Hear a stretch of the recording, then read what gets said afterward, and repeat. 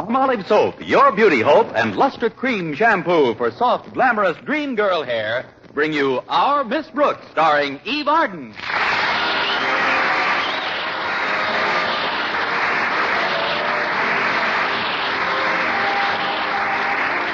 Our Miss Brooks teaches English at Madison High, and though she's fond of her work and her pupils, these last few days have been rather hectic.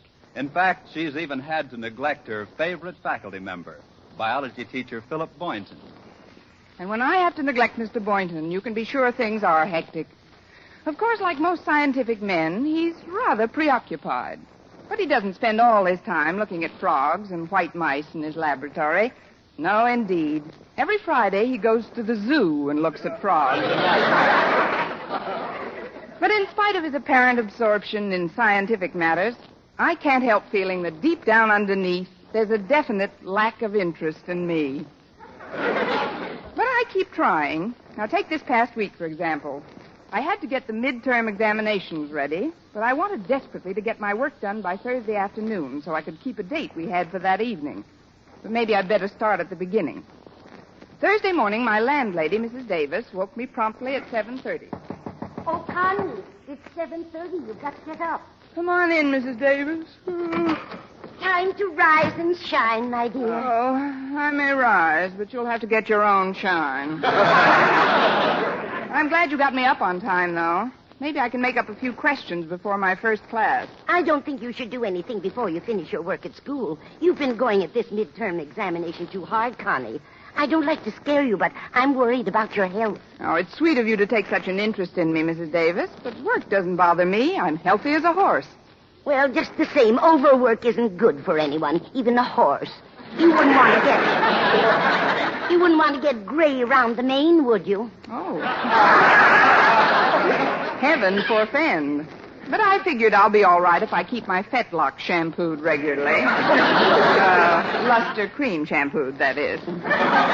You've got to build yourself up, Connie. Here, I brought you some juice to drink before breakfast. Taste it and tell me what you think it's made of. I should know better, but here goes. Oh, that's stronger than usual. What's in it, Connie? Well, I would say you took a raw potato, 1 hard-boiled egg, some rye crisp, a cup of kidney beans, and some spinach, and threw them into the mixmaster. You're slipping, dear. You forgot the hominy grits. Well, I think I'll skip the juice this morning, Mrs. Davis. I've got to hurry. Walter Denton's picking me up in his car. Oh, is yours in the shop again? Oh, definitely. But the repair job this time won't cost me as much as the fine I had to pay. $20 for parking. $20? Where in the world did you park? The lobby of the Stevens Hotel. But how did you ever get in there? Just like anybody else, through the revolving door.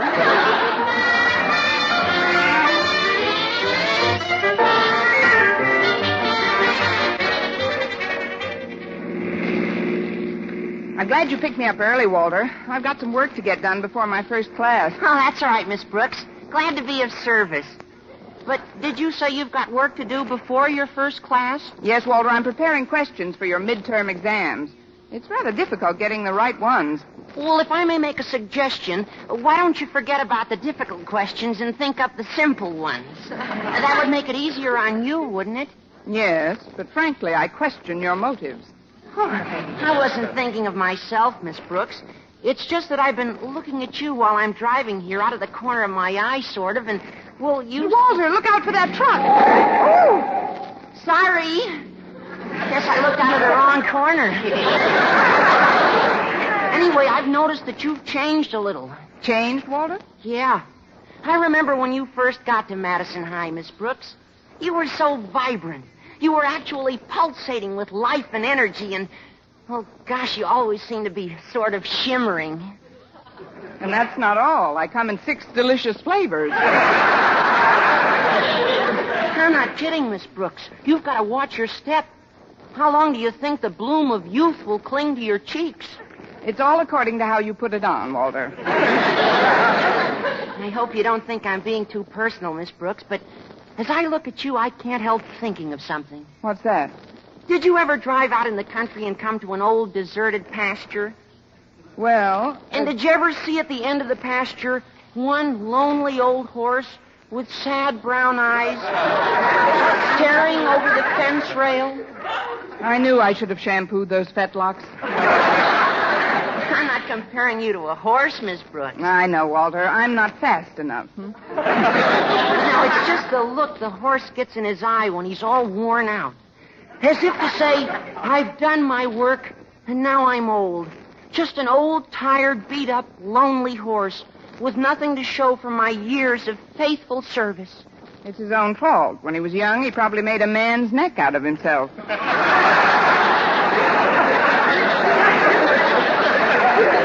I appreciate your interest in me, Walter, but believe me, I'm not ready for the glue factory yet. I hope you're not offended, Miss Brooks. Oh, of course I'm not, Walter. You know how I feel about you.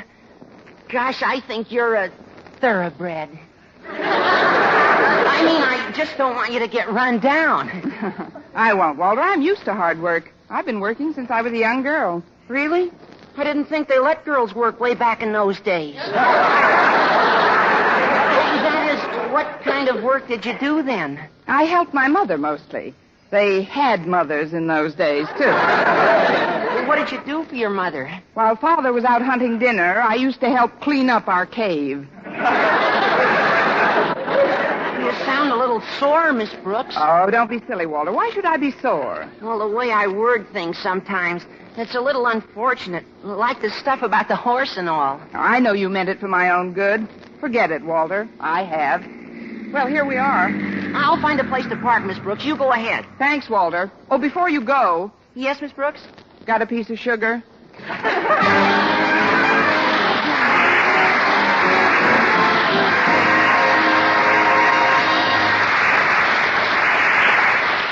Our Miss Brooks, starring Eve Arden, will continue in just a moment. But first, here is Vern Smith with an important announcement.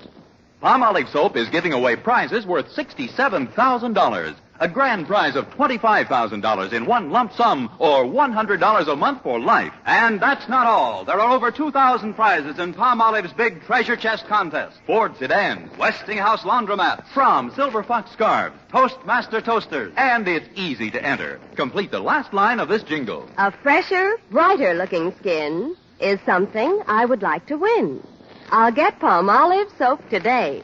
Da-da-da-da-da-da-da. Write your last line on a plain sheet of paper or use an official entry blank giving complete rules obtainable at your dealers. Include your own and dealer's name and address and mail with the big word Palmolive from the front of the wrapper of one regular and one bath-size cake of Palmolive soap to Palmolive, Box 92, New York 8, New York. Now, here's the jingle once more. A fresher, brighter-looking skin is something I would like to win. I'll get Palmolive soap today. Da-da-da-da-da-da-da. Mail your entry to Palmolive, Box 92, New York 8, New York. But hurry! Contest closes November 20th. Enter this week. Get Palmolive soap for a lovelier complexion. Remember, doctors prove Palmolive's beauty results.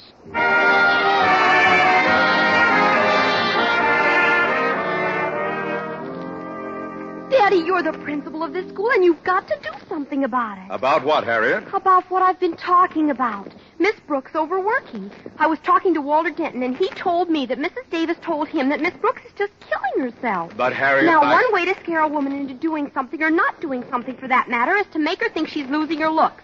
And another way is to get her interested in doing something other than the thing you want her to stop doing. It's as simple as that. That isn't simple enough. What are you talking about, Harriet? Look, Dad. We've got to try and get Miss Brooks interested in something outside of schoolwork. Now, I'll talk to Mr. Boynton first. Then as soon as I find Miss Brooks, I'll send her in here to talk to you. Agreed? Absolutely not. Good. I knew you'd see it my way.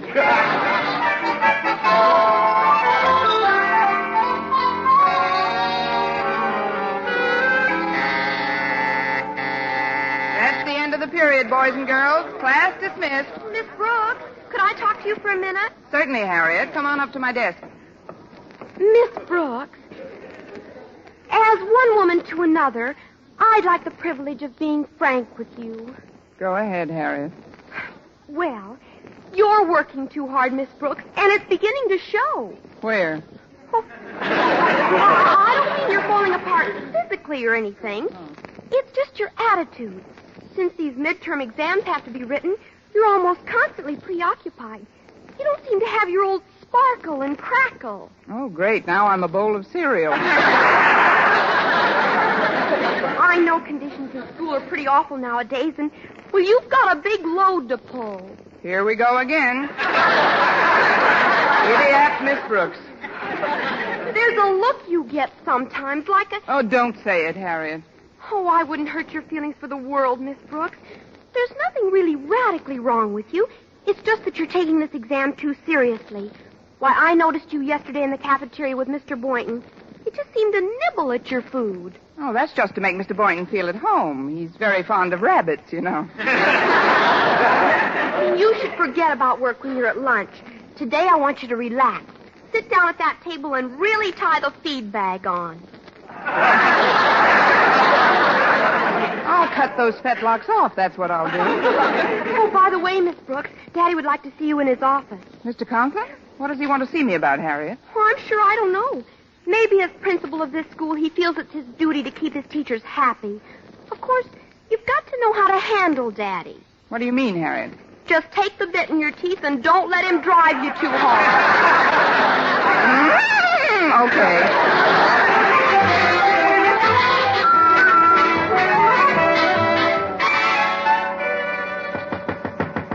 Come in. Oh, it's you, Miss Brooks. Have a chair. Thank you, Mr. Conklin. I was just finishing this report from the school board. Will you excuse me for a moment? Certainly, sir.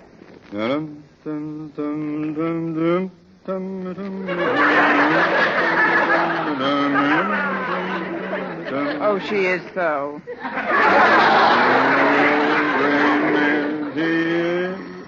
No, excuse me, Miss Brooks. Hello? Hello, is that you, Osgood? Oh, yes, my dear. I'm glad you got my message to call me back. I just wanted to remind you that this afternoon we're going, you know where for tea. Oh, you mean to Mrs. Davis's. I haven't seen Margaret in ever so long. Miss Brooks will be there, too, won't she? Yes, Martha, that's the purpose of the little gathering, to help that party get her mind off. Well, that is, she's been working quite hard lately, and she looks like... That is her face. Confound it, Martha, I can't talk now. Oh, sure you can, Mr. Conklin. Just make believe I'm deaf, too. I'll call you later, Martha. Goodbye. Goodbye, Osgood. Oh, just one thing. Yes? If you see Miss Brooks, don't say anything about our dropping in today. Let's surprise her. Yes, Martha. Goodbye. That was my wife. She sends her regards, Miss Brooks. Oh, thank you, Mr. Conklin. No doubt you're wondering why I sent for you. Well, I'll be brief. During the war, my outfit had the most consistently high morale of any unit in Camp Bobrick, Ohio. Now, what has all this to do with you, you ask? A reasonable question. What has all this to do with you? I really don't know, Mr. Conklin. Of course you don't. Now, take the time we ran out of ping-pong balls. It was nobody's fault. As supply officer in charge of the post exchange, I had discharged my duties faithfully. But still, there it was. No ping-pong balls. There were murmurings from the men. Muttering and discontent swept through the recreation hall. But I refused to be thrown into a panic. Do you know what I did, Miss Brooks? I made those men use their heads. Weren't they a little big? I mean, how, Mr. Conklin? By finding another hobby. And that's what I called you here to tell you, Miss Brooks. You've got to find a hobby. Oh, but I have a hobby, Mr. Conklin. Oh, what is it? Collecting a biology teacher. That is, Mr. Boynton and I go to the zoo every Friday. I'm afraid that isn't enough of a change for you, Miss Brooks. No, what you've got to do is learn how to relax. Have a good time. Oh, but Mr. Conklin... Don't interrupt. You've got to concentrate on some outside interest, Miss Brooks. Fun. That's what you've got to have. Fun and gaiety. You've just got to enjoy life more. Be merry. Laugh. Laugh! I don't know just what sort of form your hobby should take, but you've got to get one. You've got to, Miss Brooks. Oh, please, Mr. Conklin, remember your blood pressure. I'll get one. I'll have a ginger peachy time. I'll go to Arthur Murray's. I'll do something. You wait and see. Good. Good. That's all I want, Miss Brooks, for my teachers to be happy. That's all I want, Miss Brooks, for my teachers to be happy. Contented and happy. Not nervous. I don't want a school full of nervous wrecks. You hear me? No nerves. No long faces. No long faces, brother. Do we? Huh? Do we? Hello, Mr. Conklin. May I make a suggestion? What is it? Did you ever think of getting a hobby?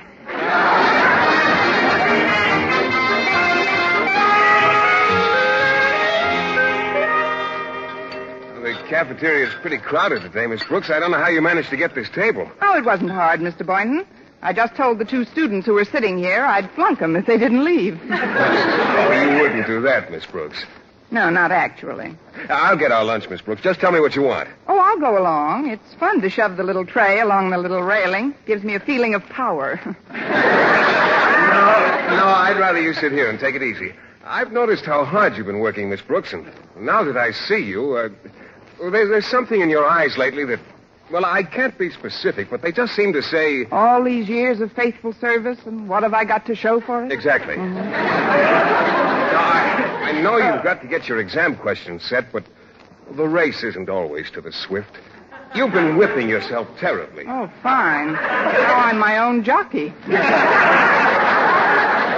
I just want you to know, Miss Brooks, that if there's anything troubling you, anything at all, I'd be happy to have you cry on my shoulder. I'd rather laugh up your sleeve. Laugh on that shoulder. Oh, look, Mr. Boynton, it's nice of you to be so concerned, but there's nothing wrong with me. You're right. There isn't a thing wrong with you that a good hobby won't cure. Yes, I know. And I've thought of a wonderful hobby. What's that, Miss Brooks? It's called short ribs of beef and boiled potato. Would you get me some? Why, certainly. You hold our places here, and I'll be right back. Okay, Mr. Boynton. Well, let's see now. Where's that book of questions in English Lit? Maybe I can get a little work done while I'm waiting. Hi, Miss Brooks. Eat lunch yet? No, Walter, but Mr. Boynton's getting me some. Oh, then I won't sit down. Good. Have you seen Harriet Conklin? No, not since this morning, Walter. She seems to have noticed my disintegration, too. Really? Mine has been the swiftest decline since the fall of the Roman Empire. Tell me something, Miss Brooks. Did you ever collect stamps? No, I never did. Then you're in for a treat. See you later with my album. We'll put in a few hundred new specimens I just got. A few hundred? Oh, look, Walter, I'm allergic to mucilage. You better stop at the delicatessen and pick up a spare tongue.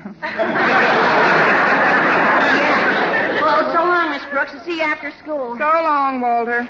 Oh, what's the use? I'll just have to lock myself in a room if I want to work. Hello, Miss Brooks. Have a nice chat with Daddy? Yes, Harriet, a nice apoplectic tete-a-tete. Your father told me to get a hobby. Have you hit on one yet? No, not yet. Oh, I'm glad. I've got one you'll just go mad for. Patternless crossword puzzles. I'll bring a big super special one over this afternoon. See you then, Miss Brooks. Goodbye, Harriet. And goodbye to my date with Mr. Boynton tonight. Oh, did someone mention my name? Oh, hello, Mr. Boynton. Say, those short ribs look good. Yes, they do. I hope you like to eat them the way I do. Plenty of horseradish. Don't mention it. Well, let's begin. Here's your dish, and here's your knife and fork. Oh, thank you. That was good. What's for dessert? Brooks, you didn't bolt your lunch down already. I'm afraid I did, Mr. Boynton. I've got to get some work done before my afternoon classes. Well, this is terrible, Miss Brooks. You're all keyed up. Look, do you play chess? Not if I can help it, Mr. Boynton.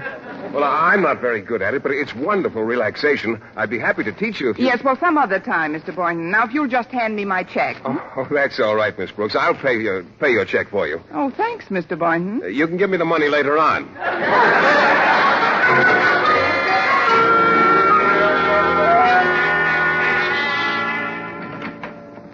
I'm home, Mrs. Davis. Yoo-hoo, Mrs. Davis. I'm in the living room, Connie. Come on in.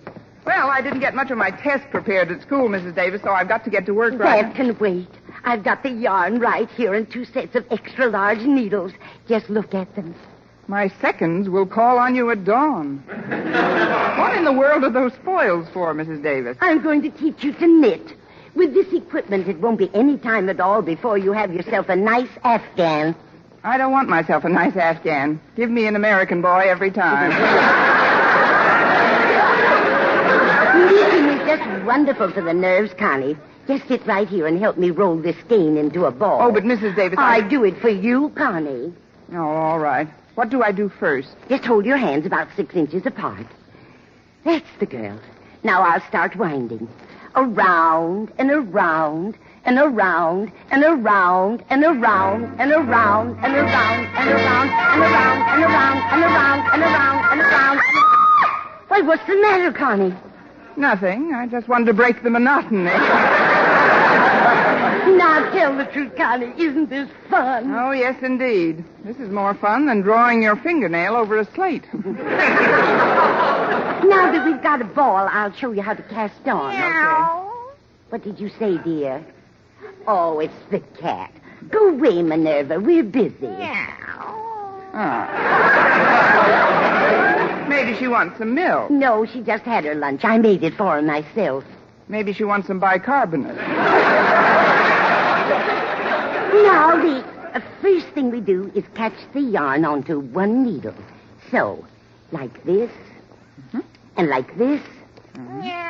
Oh, now don't unwind the yarn, Minerva. Be a good girl now. Yes, Minerva, be a good girl, and I'll boost you up to the goldfish bowl later on.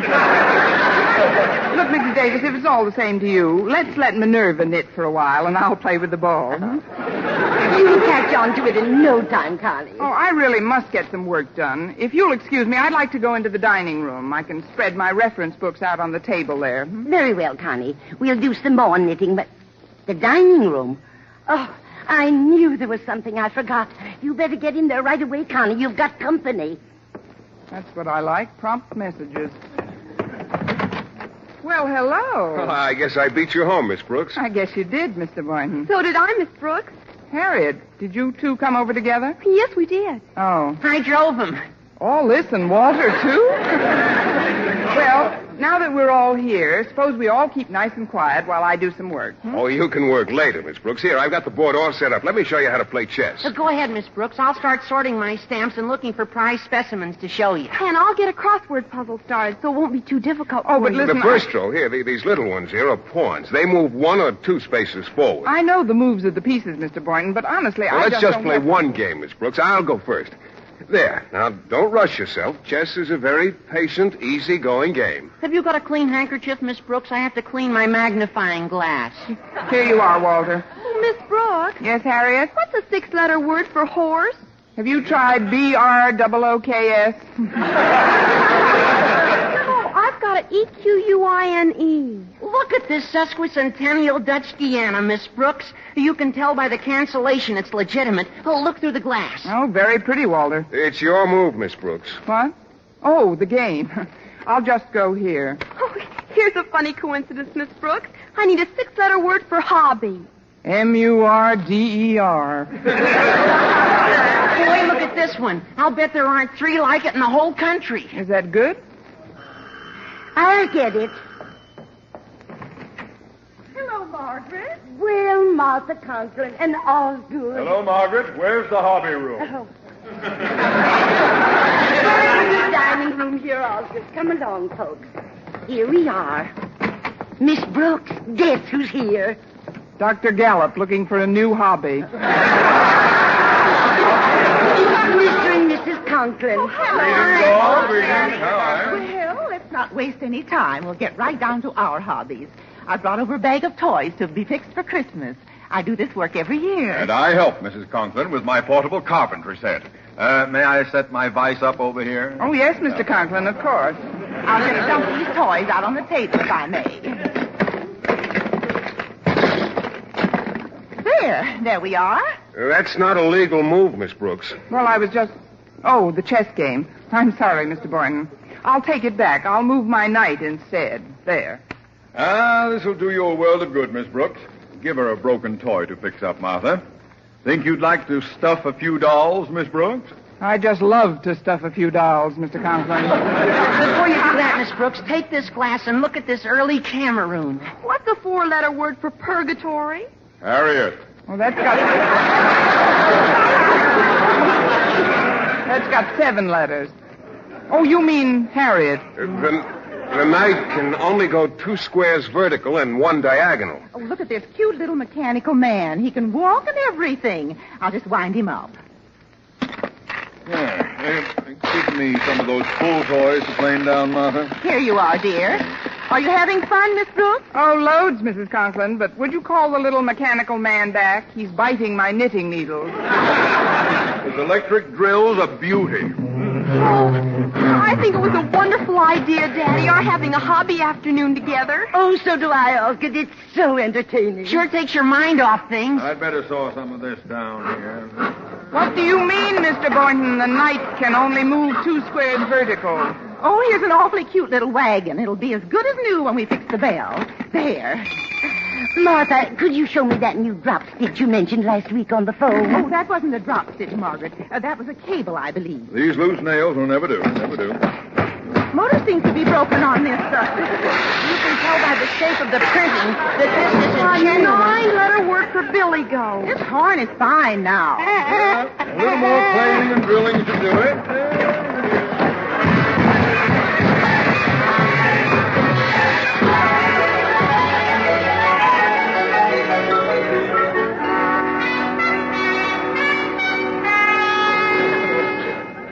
Well, that does it. The last toy is fixed. Yes, and the dolls are all stuffed and painted. It's been a lovely afternoon, Mrs. Davis. Thank you, Osgood. It was nice to have you over. Well, the main thing, of course, is that we were able to interest Miss Brooks in something that could take... Miss Brooks? Miss Brooks? She isn't here. Oh, that's funny. Where could she be? I'll answer it. Hello? Hello, Mrs. Davis. This is Miss Brooks. Connie, where in the world are you? I've discovered a wonderful hobby, Mrs. Davis. What is it, Connie? Making up examination questions in the balcony of the Bijou.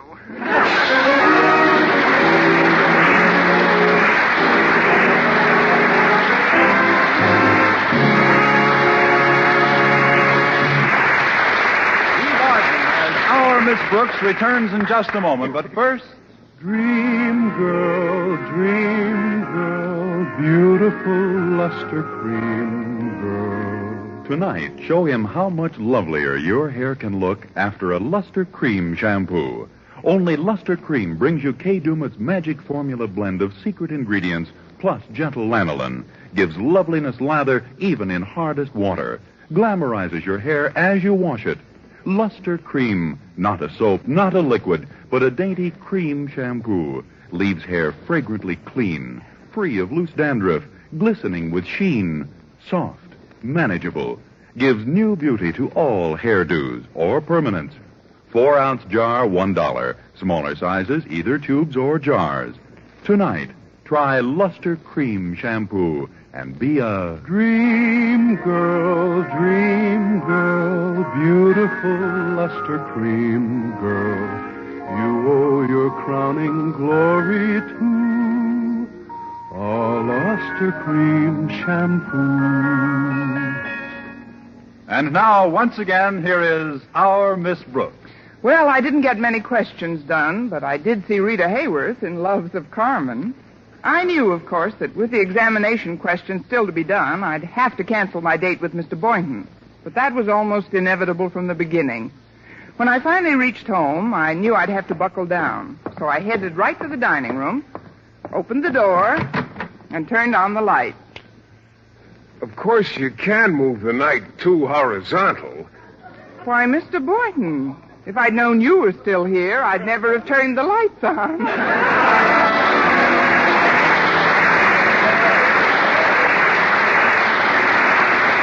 Next week, tune in to another Our Miss Brooks show brought to you by Palmolive Soap, your beauty hope, and Luster Cream Shampoo for soft, glamorous dream girl hair.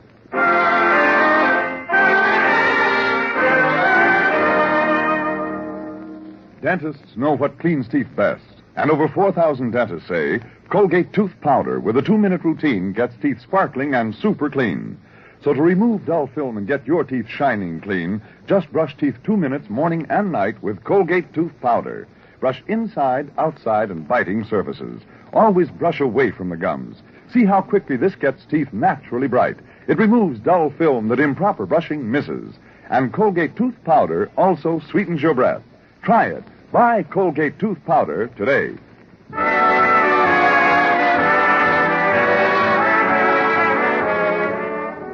For mystery liberally sprinkled with laughs, listen to Mr. and Mrs. North. Tune in Tuesday evenings over most of these same stations. And be with us again next week at the same time for another comedy episode of Our Miss Brooks. Bob Lamont speaking. This is CBS, the Columbia Broadcasting System.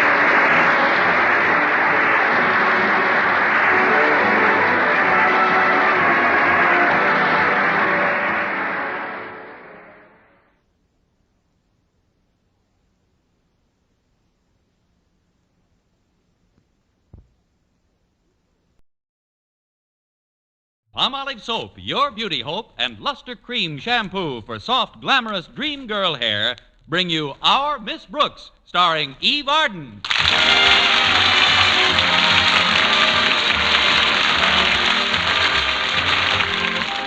Although Our Miss Brooks teaches English at Madison High, her problems, like those of any other teacher, aren't always confined to purely scholastic ones. There's Mr. Philip Boynton, for instance, a biology teacher of whom Miss Brooks is extremely fond. And who, in return, lavishes his affection upon his frogs and guinea pigs. There have been other problems, too. A perfect example of what I'm talking about occurred last Sunday. A grand illustration of what can happen when you let a little softness of the heart spread to your head. The day started off innocently enough when my landlady, Mrs. Davis, knocked on my door around 9:30 in the morning. Connie! Oh, Connie! Get up, Connie. It's 9:30. Oh, come on in, Mrs. Davis. Oh, I don't like to disturb you like this on Sunday. Oh, that's all right, Mrs. Davis. I've been up. Since when? Since you said, Connie, oh, Connie, get up, Connie, it's 9:30. Well, I got your note to wake you, dear, and... I'm glad you did, Mrs. Davis. I've got to do a little checking today on one of my pupils who's been absent all week, Eddie Garson. But, Connie, today's Sunday. I know, Mrs. Davis, but Eddie's always had such a good record of attendance. I just can't understand it. His mother hasn't answered any of my notes, and by tomorrow, Mr. Conklin will send a truant officer after him. I'm going over to his house today and investigate. Oh, it's very nice of you to take such an interest in the boy, Connie. Well, I feel it's my duty to go to Eddie's home, Mrs. Davis. He's always been a good student, well-behaved, with a fine character, and he lives 4 doors from Mr. Boynton. Oh, I see. Connie, did Mr. Boynton ask you for a date? Well, how could he, Mrs. Davis? I haven't asked him to yet. But if I can straighten out Eddie Garson in a hurry, I might accidentally run into Mr. Boynton. I'm perfectly willing to meet him halfway. Of course, if his door opens outward, I'm liable to get a broken nose. But I understand that Mr. Boynton likes to take his Sunday morning constitutional by himself. Well, that's what's nice about a constitutional. You can always amend it.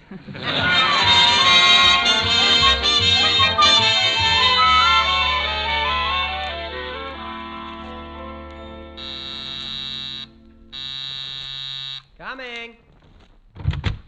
Miss Brooks. May I come in, Eddie? Oh, yeah, sure. Sit down, Miss Brooks. Thank you, Eddie. I'm glad to see you're not sick. I came over to find out why you haven't been in school all week. Well, frankly, Miss Brooks, I've been pretty busy. Oh, well, I guess I can go home now. You know, it's no joke trying to raise kids. Kids? But you're only 14 years old yourself. Well, that's what makes it so tough. Oh, well, I guess I can go home now. I've been taking care of my kid brothers, Miss Brooks. You see, my father's on the road and my mother's in the hospital. Oh, I'm sorry, Eddie. Is there anything I can do to help? Oh, there sure is, Miss Brooks. Mom's over in the Clay City Hospital, and I'd like to hitch a ride out and see her today. If there was only someone to stay with the kids. Well... You will? Oh, gee, that's wonderful, Miss Brooks. Hey, Mike. Hey, Danny, will you come here? What do you want, Eddie? Yeah, this is Miss Brooks. She's my English teacher at school. Oh. I'm glad to know you, too, Mike. And this is Danny. Say hello to Miss Brooks, Danny. Hello. Huh? Now, there won't be any trouble at all, Miss Brooks. In fact, they'll give you all the help you need. Help? Well, yeah, with Tommy, the baby. Help? Well, I'll be running along now. I'll be home in time for dinner. Thanks a million. So long. Well, here we are. I'm hungry. I'm thirsty. Well, you'll have to wait. Oh, on second thought, maybe you other two better wait. Oh, quiet, baby. Nice, baby.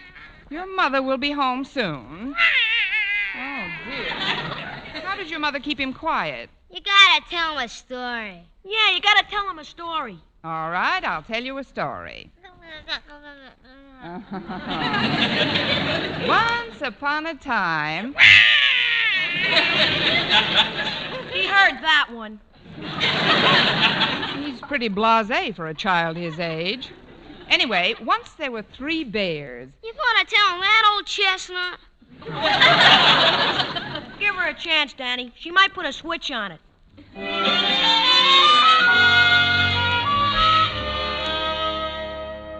And so Snow White and the Prince lived happily ever after. I'm glad for him. I wonder why Eddie ain't home. You wonder why Eddie ain't home? Some English teacher.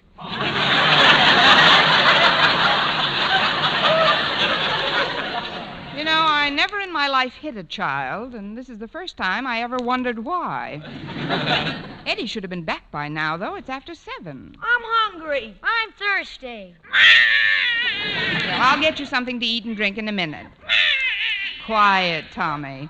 Now, once there was a girl named Little Red Riding Hood. Oh, great. Whose father was a traveling salesman.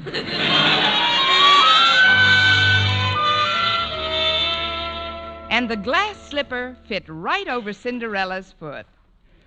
Oh, well, thank goodness they're all asleep. Now, if I only knew where Eddie was. Oh, shh.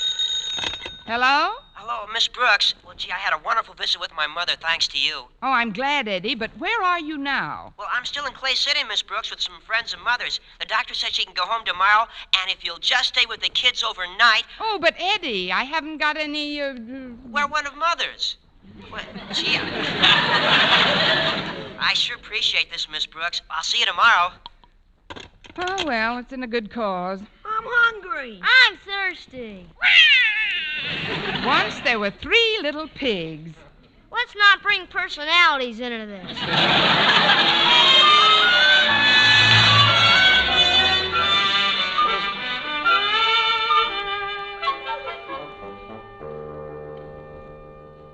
I'm hungry. I'm thirsty. Well, come on, drop the other shoe. That's better. Now, once there was a big giant.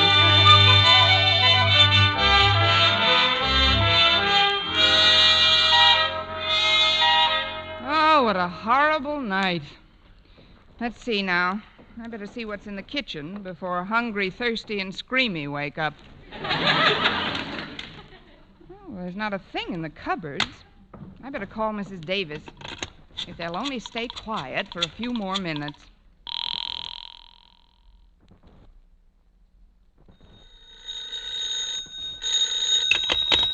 Hello? Hello, Mrs. Davis. This is Connie. Connie, I've been worried sick. Where in the world have you been? I have no time to explain now, but I want you to do me a favor. When Walter Denton comes by to take me to school, send him over to 225 Park Street. 225 Park Street? Yes, Mrs. Davis, I can't make it to school today. But, Connie... I'll tell you all about it when I see you.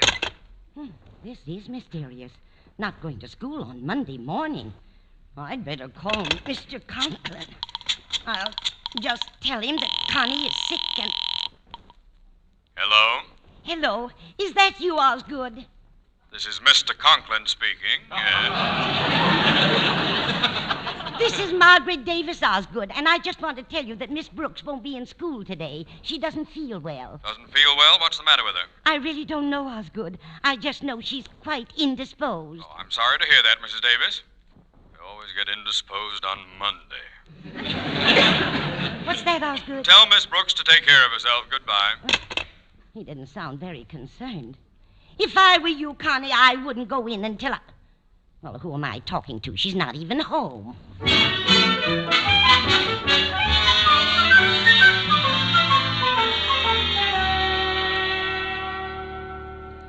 are we going to eat, Miss Brooks? As soon as I send one of my students to the store, Mike. You playing hooky today, Miss Brooks? I guess I'll have to until your brother Eddie comes home. Say, that reminds me. I better call Mr. Conklin. But what'll I tell him? I can't explain about Eddie on the phone. Besides, there's no proof of his story until his mother comes back. I wish you'd talk to us for a while. You're making me very nervous. I'm sorry, Danny. I know what I'll do. I'll make believe I'm Mrs. Davis and tell him I'm sick. Hello? Hello, Mr. Conklin. This is Mrs. Davis. Margaret? Yes, I just wanted to tell you that Miss Brooks doesn't feel very well. What's the matter? Is she taking a turn for the worse? Who? Miss Brooks. Yes? Oh, well, that is, she's no worse than she's ever been. Have you had a doctor? Yes, but how did you know she was sick? You just told me a few minutes ago. I did? Oh, of course I did. Well, I'm terribly upset about this. Oh, now, for heaven's sake, Margaret, don't go to pieces. Oh, quiet, Margaret. Tommy. I'll be all right. Goodbye, Mr. Conklin. I wish my mother was here. I want my mother. I want my mother. I could use my mother,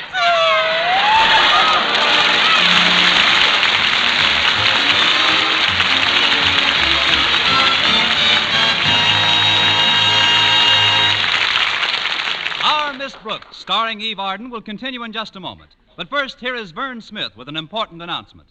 Palmolive Soap is giving away prizes worth $67,000. A grand prize of $25,000 in one lump sum, or $100 a month for life. And that's not all. There are over 2,000 prizes in Palmolive's big treasure chest contest. Ford sedans, Westinghouse laundromats, From Silver Fox scarves, Toastmaster toasters. and it's easy to enter. Complete the last line of this jingle. A fresher, brighter-looking skin is something I would like to win.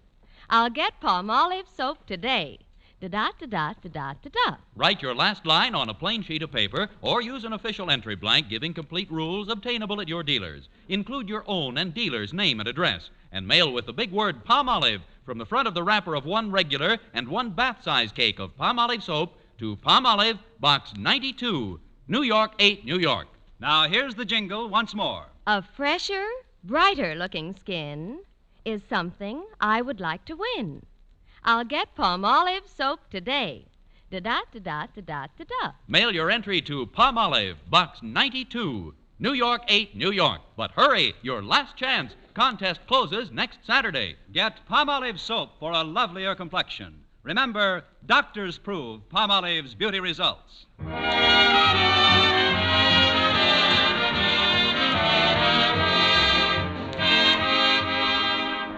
And now back to Our Miss Brooks, where we find Walter Denton and Harriet Conklin listening to the radio in Walter's car. And that, ladies and gentlemen, concludes our newscast from our nation's capital. A little, will you? I think they're going to give another clue for the $18,000 contest on Sing It Again. Okay, Harriet. And here, ladies and gentlemen, is your extra clue to the Phantom Voice on the CBS Sing It Again program. At camp, his father was a king who spent some time at lumbering. Okay, Walter, you can turn it off now. Boy, I'd sure like to win those prizes. At camp, his father was a king. What was the second line, Harriet? The second line? Da-da-da-da-da-da-da-da. Oh. It was nice of you to give me a ride this morning, Walter. Oh, that's all right, Harriet. If I were the principal's daughter and you were me, you'd give me a ride if my father drove off to school early in the morning without me this morning, wouldn't you? You mean the only reason you stopped for me is because of my father? Oh, of course that's not what I mean. I thought you might want to ride over and pick up Miss Brooks with me. Mrs. Davis was pretty mysterious about her. Said she hadn't been home all night. Well, where did Mrs. Davis say Miss Brooks was, Walter? 225 Park Street. Park Street. Doesn't Mr. Boynton live on Park Street? Yeah, come to think of it, he does. Walter, remember that picture we saw last week? The one called Her Other Life? Yeah, Harriet. Maybe Miss Brooks has another life. Who knows? She might even be secretly married. Miss Brooks? Married? To who? Why, to Mr. Boynton, of course. Oh, don't be silly, Harriet. Mr. Boynton doesn't like girls. He likes frogs. Well, it's a wonder I didn't think of it before. Why, they might even have a family by now. That's just like a woman, always giving people families. Well, this is Park Street, and there's Miss Brooks in front of that house. Hiya, Miss Brooks. Here we are. Hello, Walter. Harriet, I'm glad you could... Harriet, I didn't know you'd be along. But now that you are, I've got to take you into my confidence. Harriet, can you keep a secret? Oh, certainly, Miss Brooks. Even from your father? Especially from my father. Oh, good. Then I don't want either of you to mention that you saw me here. You see, I told Mr. Conklin that I was sick, and, well, I'll explain it all later. But right now, you've got to go to the grocery store for me. What is it you're going to explain later, Miss Brooks? That's the secret, Walter. Just take this list and this money and have them send these groceries out as soon as possible. The address is right on the bottom of the list. Well, okay, Miss Brooks, but there sure is something funny going on. Why, there's nothing funny about it at all, Walter. Good day, Miss Brooks, and give my regards to the children. Thank you, Harriet, I will. What?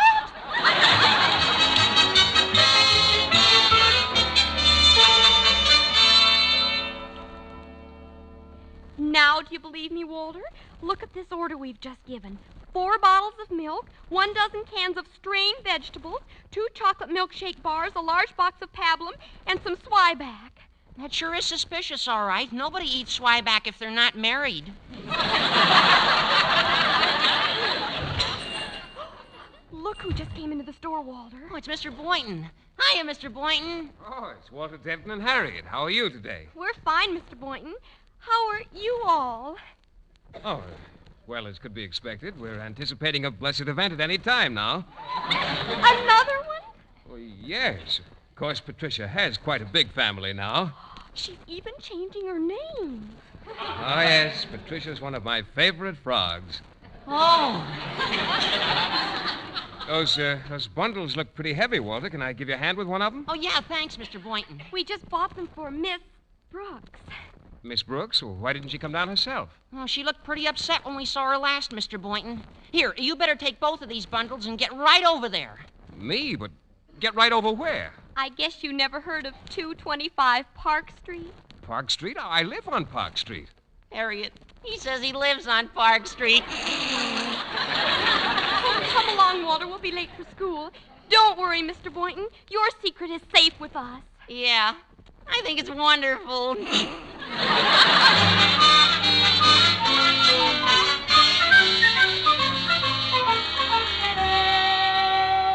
And while Sleeping Beauty was waiting, Prince Charming came to her door.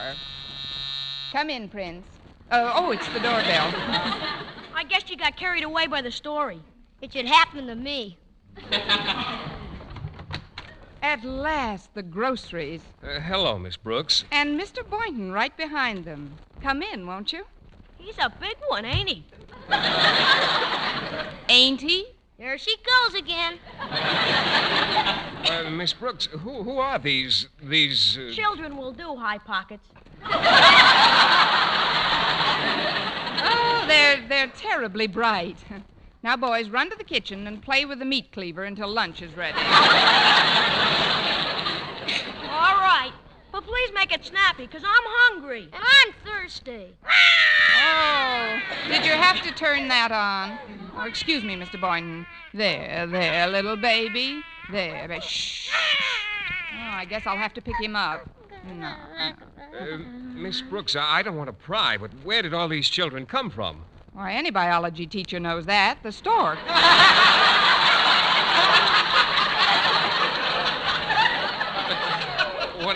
What I mean is, whose are they? Well, they're the children of Eddie Garson, who's a student of mine's mother.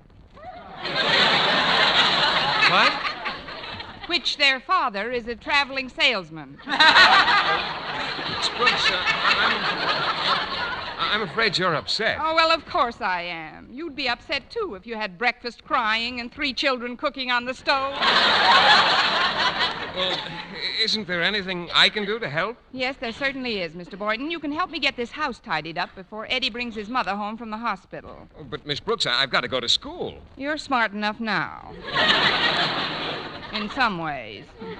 Call Mr. Conklin and tell him you're ill. But I'm not ill. Well, stick around a while. Your chances will improve. Well,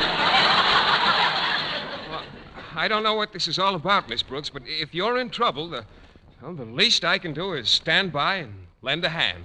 Give that boy a box of merit badges and 2 tickets to the next Olympic Games. Thank you.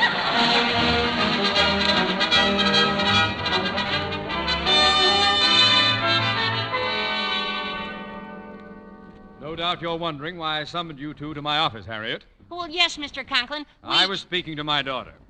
Harriet? Yes, Daddy. There's something strange going on in this school today. First, Mrs. Davis calls to tell me that Miss Brooks is sick. Twice. Then Mr. Boynton calls, tells me he won't be able to come to school today because he's expecting an illness.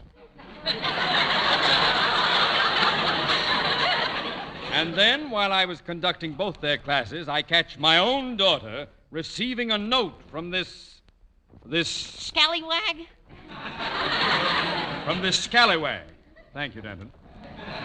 Hand over the note, Harriet. But, Daddy... The note. That's better. Dear Harriet, whatever you do, don't let the cat out of the bag about meeting you-know-who in the grocery store and sending him where we did. We don't want to get Miss You-know-who in trouble. After all, we have no proof that those little you-know-whos are hers. Nor are we positive that 225 Park Street is a love nest. You-know-whos? Love nest? What's the meaning of this, Harriet? Well, you wouldn't want me to betray a confidence, would you, Father? Yeah, you wouldn't want her to do that, would you, Father? Mr. Conklin? Quiet! I'll find out what's going on at 225 Park Street.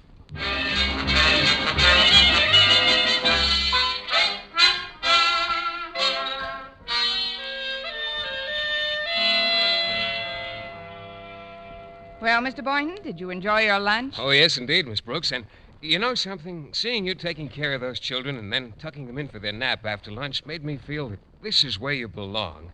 Miss Brooks, did you ever think of giving up your career as a teacher? Why, Mr. Boynton. I mean it. I've been thinking it over all morning, and, well, I've got another sort of career in mind for you. You have? Yes, Miss Brooks, I have. Why don't you become a governess? Oh.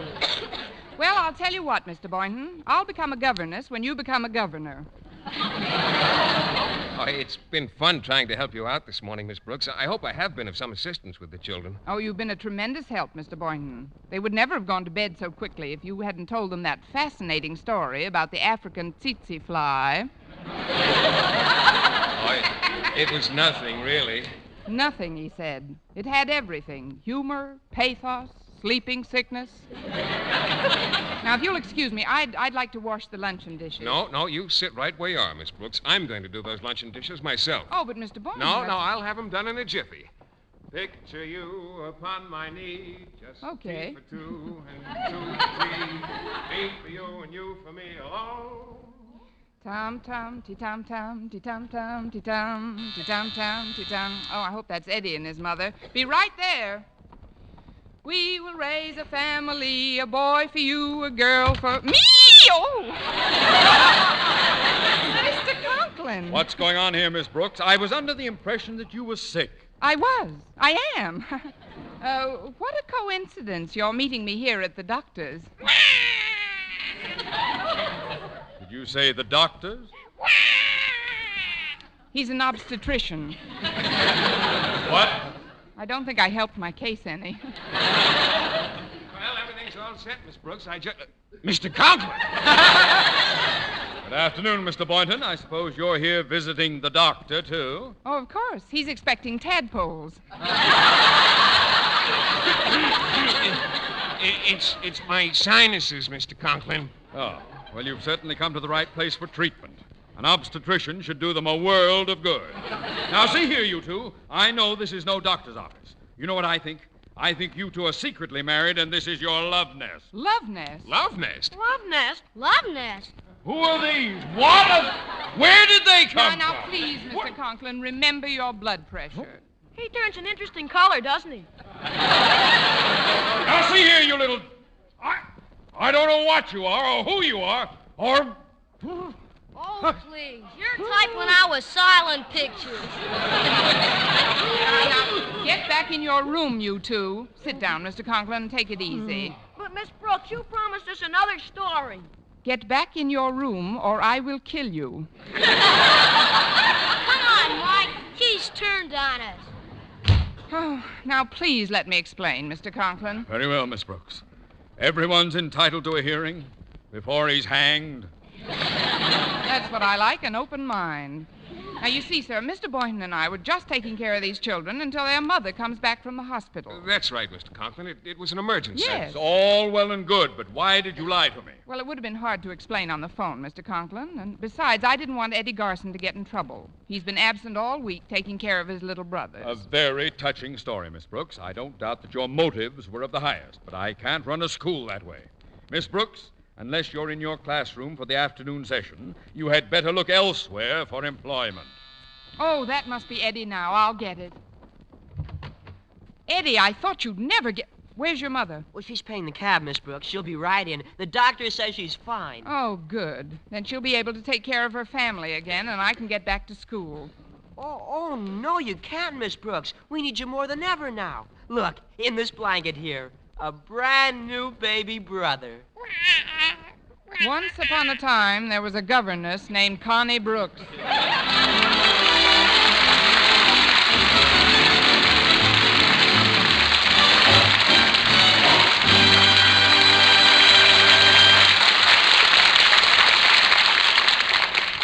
Eve Arden as our Miss Brooks returns in just a moment. But first... Dream girl,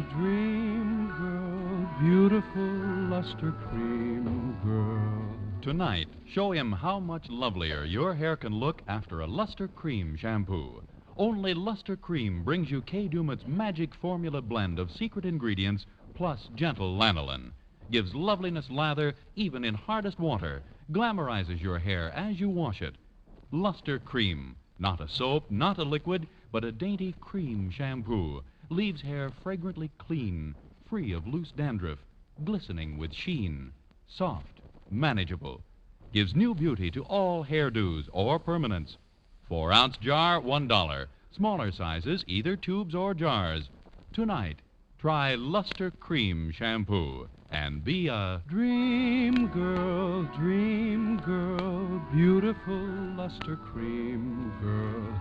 You owe your crowning glory to a luster cream shampoo. And now, once again, here is our Miss Brooks. Well, I couldn't afford to lose my job at school, and yet I hated to leave Mrs. Garson in the lurch. So I did the only thing possible under the circumstances. I got somebody to help out in my place. Before I left for the afternoon sessions, I gave a few last-minute instructions. Now, be sure the formula isn't too hot, and don't be stingy with the talcum powder. Any other questions? What should I do with the safety pins when they're not in use? But with a baby this age, you won't have that problem. Goodbye, Mr. Conklin.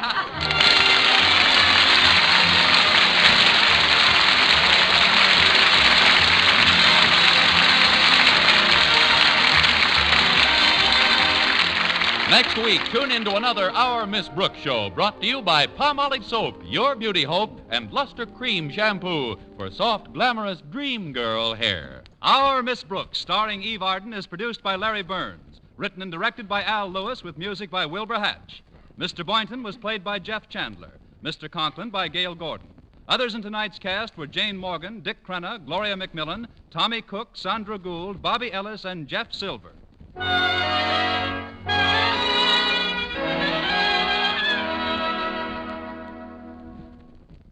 Dentists know what cleans teeth best, and over 4,000 dentists say Colgate tooth powder with a 2-minute routine gets teeth sparkling and super clean.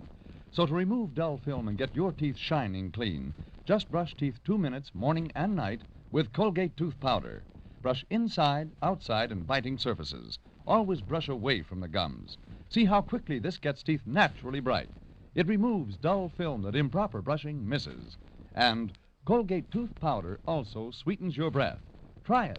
Buy Colgate tooth powder today. For mystery liberally sprinkled with laughs, listen to Mr. and Mrs. North, the exciting, fun-packed adventures of an amateur Park Avenue detective and his beautiful wife. Tune in Tuesday evenings over most of these same stations. And be with us again next week at this same time for another comedy episode of Our Miss Brooks.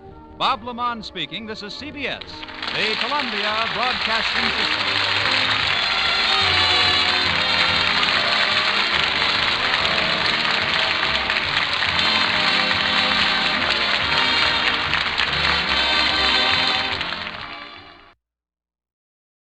Palmolive Soap, your beauty hope, and Luster Cream Shampoo for soft, glamorous dream girl hair bring you Our Miss Brooks, starring Eve Arden.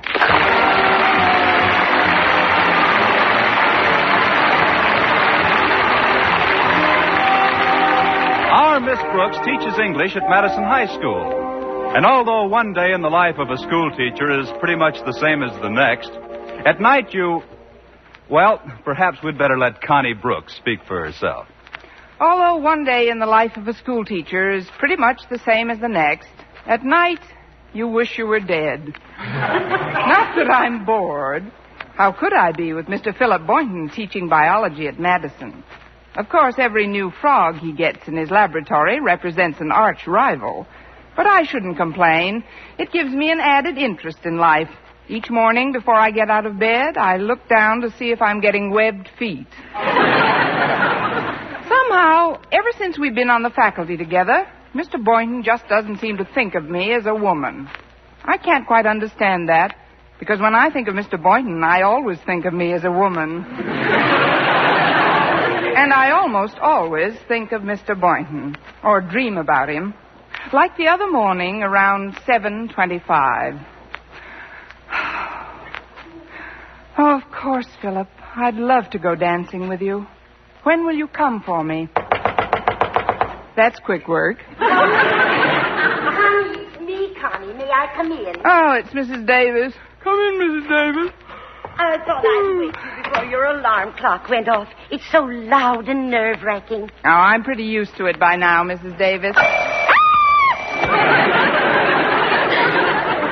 I always like to clear my throat before I pour orange juice into it. Well, I guess I better get up and perform my morning ablutions, like they say. You can ablute later, Connie. You stay right where you are. Oh, but Mrs. Davis, it's 7:30. No, it isn't. I set the clock a half hour ahead. But why? Snap. Snap? That's right. They want pictures of you from the minute you first wake up till you go to sleep. Who does? Snap. You're faded.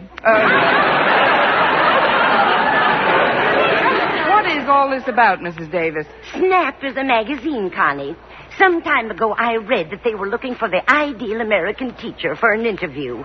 The next thing I knew, the layout editor was here in town and had called me up for an appointment with you. Me? But why me? I guess somebody recommended you as the model teacher. Somebody like who? Somebody like me. I wrote them all about you. What a wonderful teacher you are and how all your pupils love you. Oh, you shouldn't have done that, Mrs. Davis. I didn't. What? I discovered the letter in my desk this morning. I had forgotten to mail it.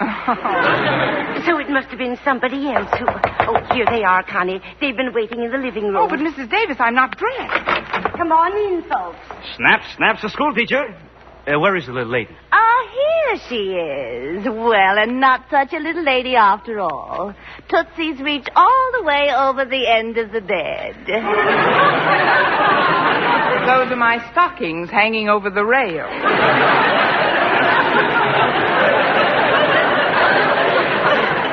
My name is Peterson. Pete to my friends. And this is Miss Forrest. How do you do? If you'll just wait in the living room for a few minutes, I'll get myself Well, assembled. frankly, Miss Brooks, we'd rather start in here. You see, I'm the layout editor. That's nice, but before you lay me out, I'd like to comb my hair and wash my face. I wish you wouldn't. Just put your head back on the pillow for a minute, will you? Oh, but You pose the way the folks want you to, Connie. I'm going to make some breakfast for all of us. Swell, that'll be our second shot. Snap's the school teacher snapping up a breakfast. Good, huh? Very snappy. See you in a few minutes. Now, as I was saying, my dear, we don't want you to do a thing for this picture. Realism is what our readers want. The eyelids practically stuck together, little straggly clumps of hair flopping over the ears, and those little tired lines around a mouth that looks like it just tasted a raw lamb chop. We want you just the way you are. Thank you, dear. Have you picked your pallbearers yet? Do that, Pete. That's just what we want. That snarling look when the teacher first gets up in the morning. Got it. Now listen, you Please, two. Miss Brooks.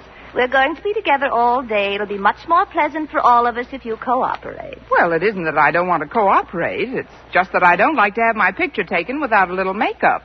Even if it's only an inch or two like you've got on.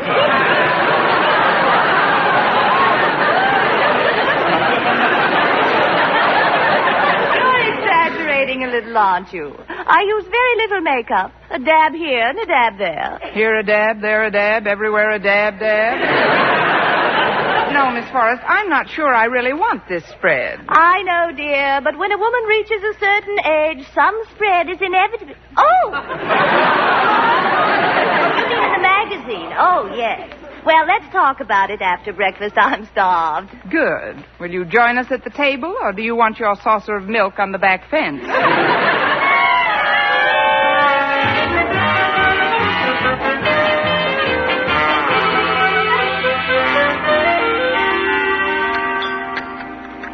Well, I hope you enjoyed my pancakes. You know, the batter is my own invention. Oh, really? What's in it? If she tells you, you'll never eat them again. Instead of eggs, I use hot peanut oil. Then to the customary amount of flour and milk, I had half a cup of baking powder mixed with cornmeal, 2 cups of yummy yogurt. And while the whole thing is being whipped in the mixmaster, I gradually add a teaspoonful of cider vinegar and just a smidgen of goose liver. She's got a recipe for stuffed cabbage that would send you screaming into the hills. Oh, now, Connie, it isn't that good. Well, I'll help you clear the table, Mrs. Davis. Oh, get a shot of this, Pete. The school teacher helps out with chores at home before going to classroom. Here, take a stack of dishes, Miss Brooks. All right. I don't mind your taking my picture so much now that I'm dressed. Well, I don't blame you, my dear. That's a very nice suit. Shark skin, isn't it?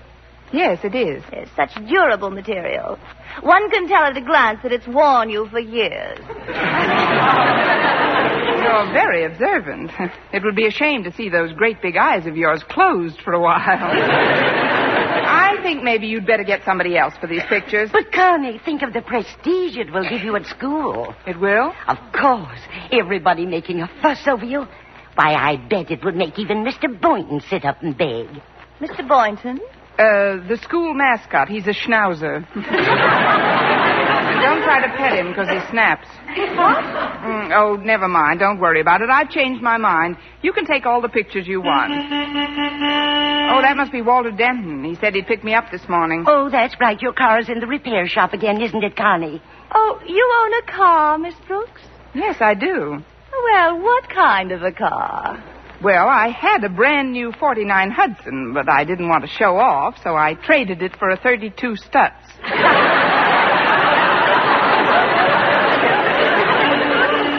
Coming, Walter! Oh, Walter, eh? Must be nice to have a man call for you in the morning.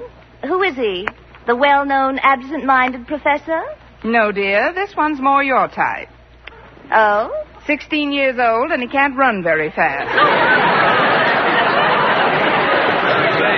You think Walter will mind if we ride down to school with you, Miss Brooks? Oh, I guess it'll be all right. Come along. Goodbye, Mrs. Davis. Goodbye, Miss Forrest. Thanks for breakfast. See you after school, Mrs. Davis. I'll help you sterilize the mixmaster. Well, good morning, Walter. Boy, somebody looks yummy this morning. Why, Walter, do you really think so? I sure do, Miss Brooks. Where did you meet her? Oh, you mean Miss Forrest. Miss Forrest, Mr. Peterson, meet Walter Denton. They're with Snap magazine, Walter. Glad to know you, Walter. Hi. Well, I'm certainly glad to make your acquaintance, Mr. Denton. What subject do you teach at Madison High? Teach? Oh, I'm not a teacher. Although I do coach some of the younger students in subjects that just naturally come easy to me. Like lunch period and study hall. Well, it was a natural mistake. You seem so gallant, so worldly, Mr. Denton. Just call me Walter. Well, all right, Walter. Then you must call me Stephanie. I must? Gosh, do you really think I'm worldly, Stephanie? I certainly do. I knew this morning was going to be different, even though it started out like all the other crummy mornings in my life. On my way over here, I just felt that something romantic was going to happen. And sure enough, here you are. Why, Walter, what a lovely speech. It's not a speech. It's merely what I feel, Stephanie.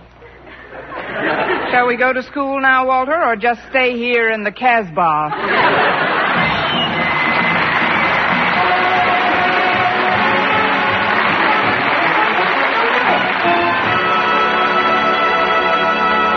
Our Miss Brooks, starring Eve Arden, will continue in just a moment. But first, here is Vern Smith with an important announcement. Ladies, what's your complexion problem?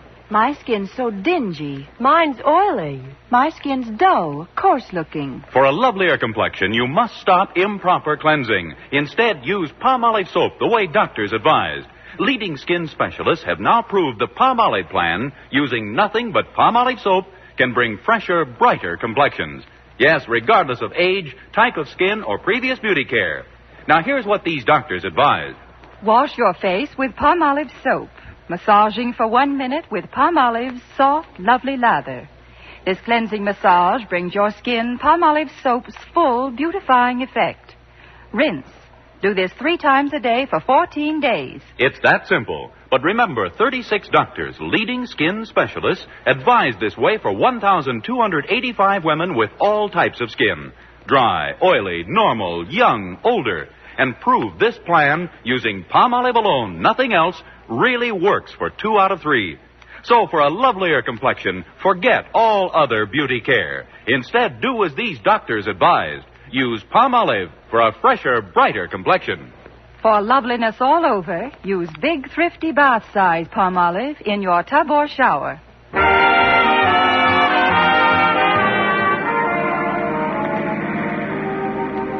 You know, folks, when I read that Snap Magazine was looking for a model teacher, I was going to write in and suggest Miss Brooks. But then the midterm exams came along, and I got kind of busy, and But honest, I was going to, Miss Brooks. Thanks anyway, Walter, I think. Is her picture going to appear on the cover when the story comes out? I imagine so, Walter. Gee, that's great. It'll sure be a relief from those pictures of glamorous young girls in bathing suits with legs. It may come as a shock to you, Walter, but I've got legs myself. You have? Yes. Of course, they may not be as pretty as Marlene Dietrich's, but then I'm not a grandmother either.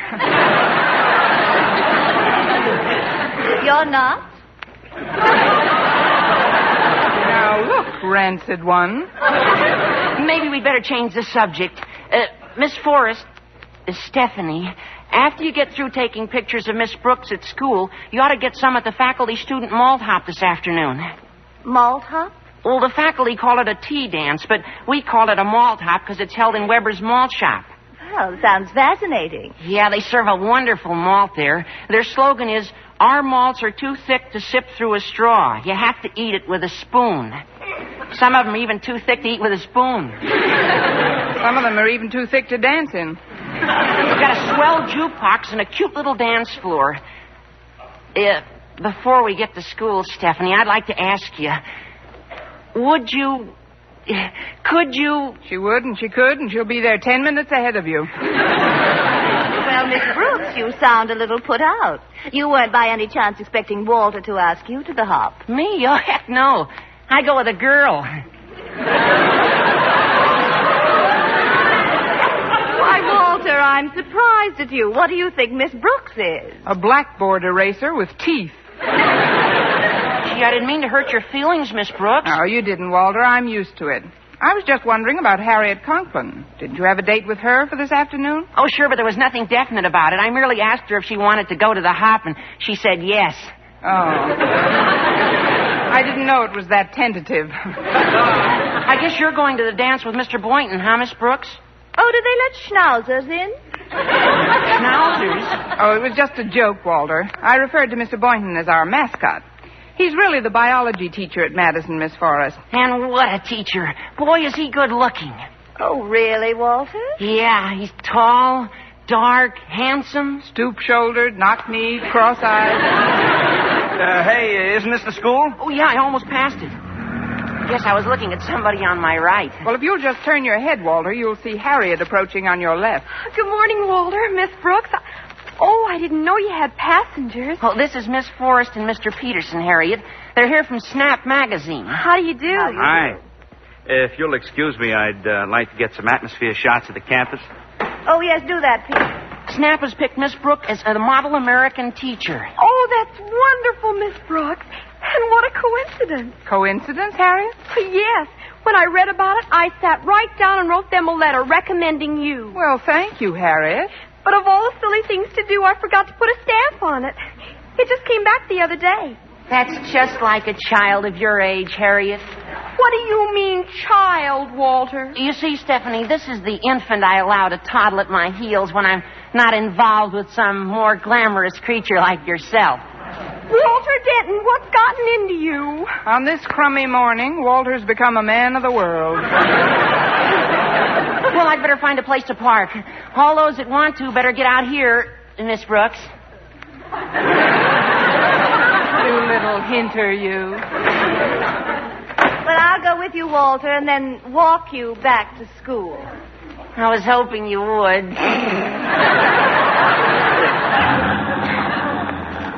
Miss Brooks, I don't like the way that woman looks at Walter. I don't like the way that woman looks, period.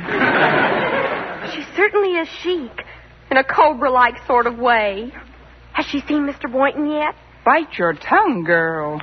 Well, I think you ought to get permission from Daddy before you go through with this interview. After all, he is Madison's principal. Harriet, you've given me an idea. I must admit I kind of liked all the attention because I thought it would make Mr. Boynton sit up and take notice. But I never stopped to think that he might sit up and notice the wrong thing. Well, maybe Daddy won't consent to the interview. Then she'll have to clear right out. Harriet, you are wise beyond your years. Now, if you'll excuse me, I'm off to beg for your father's unpermission.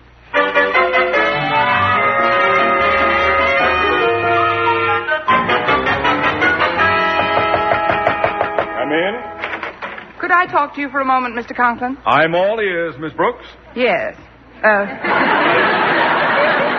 Mr. Conklin, Snap Magazine wants to do a layout on me as a model teacher for 1948. You, Miss Brooks? Isn't it ridiculous? They've sent a Miss Forrest and a Mr. Peterson to take pictures of me and the unpainted school and the overcrowded classrooms and the strained looks on the faces of the pupils. I can't allow that, Miss Brooks. Of course you can't. I mean, you can't? Certainly not. It's beneath the dignity of Madison High. Way beneath, Mr. Conklin. I've always looked upon Madison High and its teachers as my family.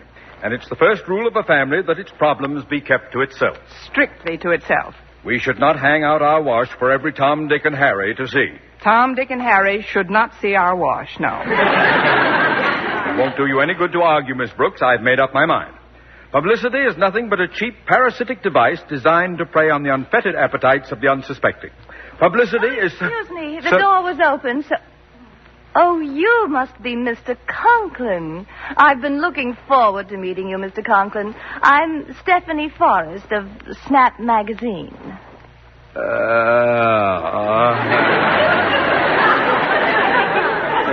Won't you sit down, Miss Forrest?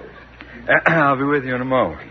As I was saying, Miss Brooks, publicity is the foremost blessing of our century. It makes the unknown known. It brings information and joy into the home of everyone. I can just see Tom, Dick, and Harry peeking at my wash. Miss Forrest, I was just explaining to Miss Brooks what this wonderful exploitation will mean to Madison High and its problems. Oh, I'm so glad you see it that way, Mr. Conklin. You and I will have to work together on this. I'll need your advice on so many things. Of course, Miss Forrest. Oh. Well, let's not be so formal. You can call me Stephanie. And you can call me Osgood. You can call me a doctor. I'm ill. Well, then it's all settled. I'll get a hold of Pete and we'll start shooting Miss Brooks at once. Fine. I'll bring my own blindfold. Excuse me, Mr. Conklin, but I didn't know you were busy, sir. Well, I am, Boynton. You'd better come back later. So you're Mr. Boynton. Well, no wonder I've heard so much about Madison's biology department. Well, thank you, Miss... Don't look at me. I never saw her before in my life. Miss Brooks has such a quaint sense of humor. My name is Stephanie Forrest.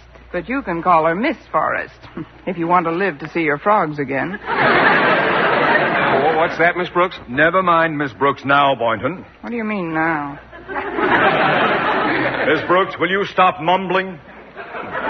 Boynton, Miss Forrest here is going to do a story on Miss Brooks for Snap magazine. Oh, really? Then they must have picked you as the model teacher. Oh, that's wonderful, Miss Brooks. You know, I was going to write in and suggest your name myself, but then I got all wrapped up in my pigmentation experiments and neglected to do so. Well, it's nice to know that you thought of me. Well, now that you're here, Boynton, what is it you wanted to talk to me about?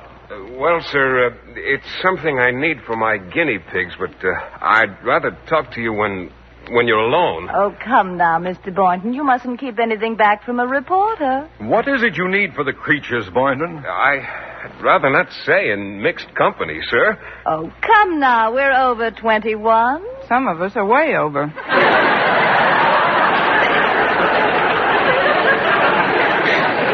Oh, come on, Boynton, out with it. What do you need for those guinea pigs? Well, if you insist, hormones.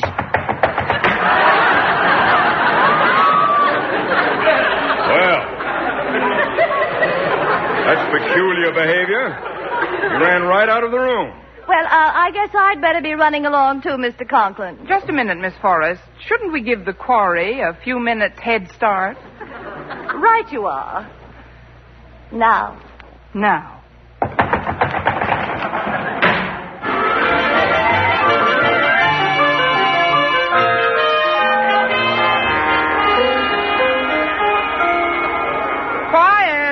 Quiet, boys and girls. As some of you know, I have been chosen by Snap magazine as the model American schoolteacher of 1948. Thank you, boys and girls. And now I'd like you to meet Miss Forrest, Snap's layout editor. Quiet, boys. Thank you, class. Now, before we take any pictures, Miss Brooks, would you please ask those boys standing in the back of the room to sit down? They are sitting down, Miss Forrest. They're sitting on the top of the desks. But why? Well, with the room as crowded as it is, I use them as lifeguards. Lifeguards? Yes, they keep the smaller children from being shoved into the inkwells.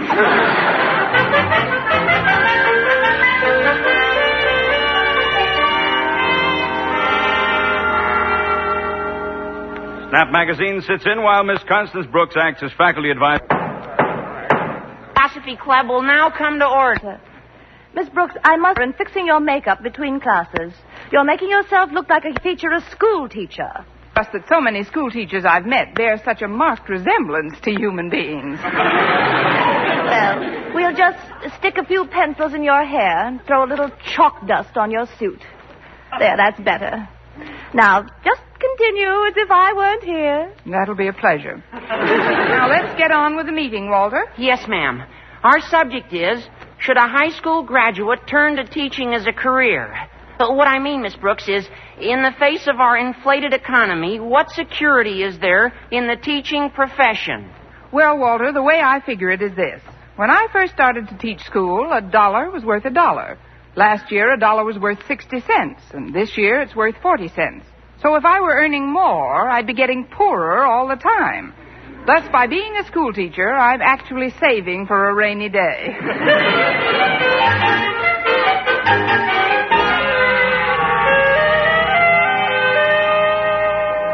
Snap joins Miss Brooks for lunch in the school cafeteria. Thanks so much for getting my lunch, Mr. Boynton. You're very welcome, Miss Brooks. Here's your change. Let's see. I'm the Swiss on rye. You're the stuffed tomato. And, what am I? Now, there's an opening you could drive a truck through. Miss Forrest, is Pete going to take any pictures while I'm eating? In a few minutes. He's getting a bite himself right now. Oh, good. Then you'll have time to smear some mayonnaise on my nose. Frankly, darling, I'm not terribly interested in you at the moment. Mr. Boynton, when we chased you into your laboratory before, you wouldn't tell us whom you were taking to the malt hop this afternoon. Well, I really don't know if I should leave my work. You see... Oh, there you are, Stephanie. I've been looking all over for you. You're going to the hop with me, aren't you? Well, I can't tell yet, Walter. Good afternoon, folks. Miss Forrest, as principal of Madison High, I feel that it is my very pleasant duty to invite you to the faculty-student dance this afternoon. Well, really, Mr. Conklin, I don't know if I'll be finished with my work. That is, could I give you my answer after I've eaten? I haven't had a bit of lunch. Oh, I'm sorry, Miss Forrest. I'll go get you a tray. I'll get you a knife and fork. If you'll just take my arm, Miss Forrest, I'll personally escort you to the steam table. Oh, no, it isn't. Hi, Miss Brooks. Shall we have lunch together? No, thanks, Harriet. I'm quite full. I've just eaten my heart out. I saw what happened just now. Well, it's my own fault, Harriet. My sins have come to roost. Well, what do you mean, Miss Brooks? I knew it. I just knew it. Knew what? I knew I shouldn't have sent that wire to Snap Magazine recommending me as the model teacher.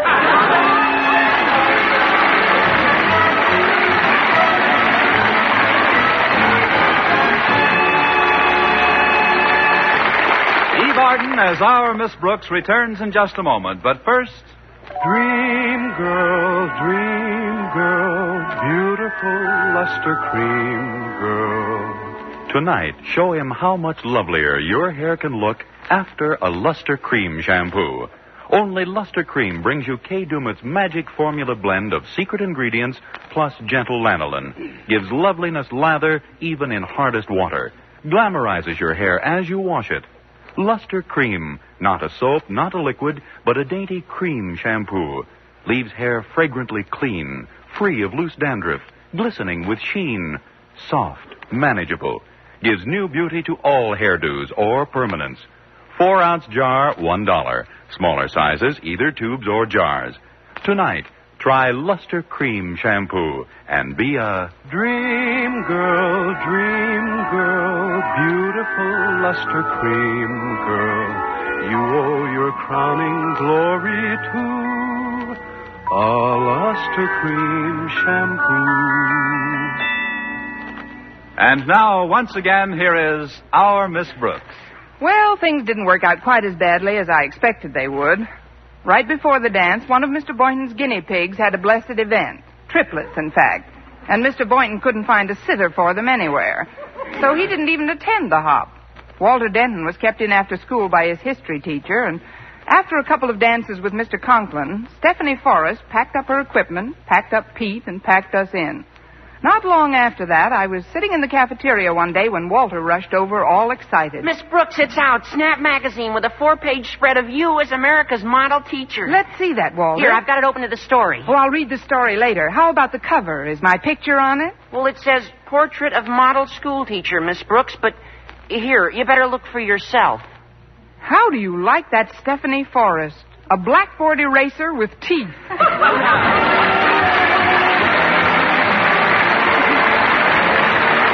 Next week, tune into another Our Miss Brooks show brought to you by Palmolive Soap, your beauty hope, and Luster Cream Shampoo for soft, glamorous dream girl hair. Our Miss Brooks, starring Eve Arden, is produced by Larry Burns, written and directed by Al Lewis, with music by Wilbur Hatch.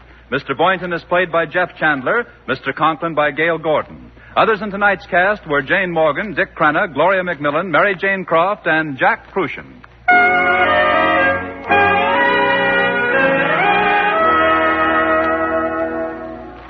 Dentists know what cleans teeth best. And over 4,000 dentists say Colgate tooth powder with a 2-minute routine gets teeth sparkling and super clean. So to remove dull film and get your teeth shining clean, just brush teeth and night with Colgate tooth powder. Brush inside, outside, and biting surfaces. Always brush away from the gums. See how this gets teeth naturally bright. It removes dull film that improper brushing misses. And Colgate tooth powder also sweetens your breath. Try it. Buy Colgate tooth powder today.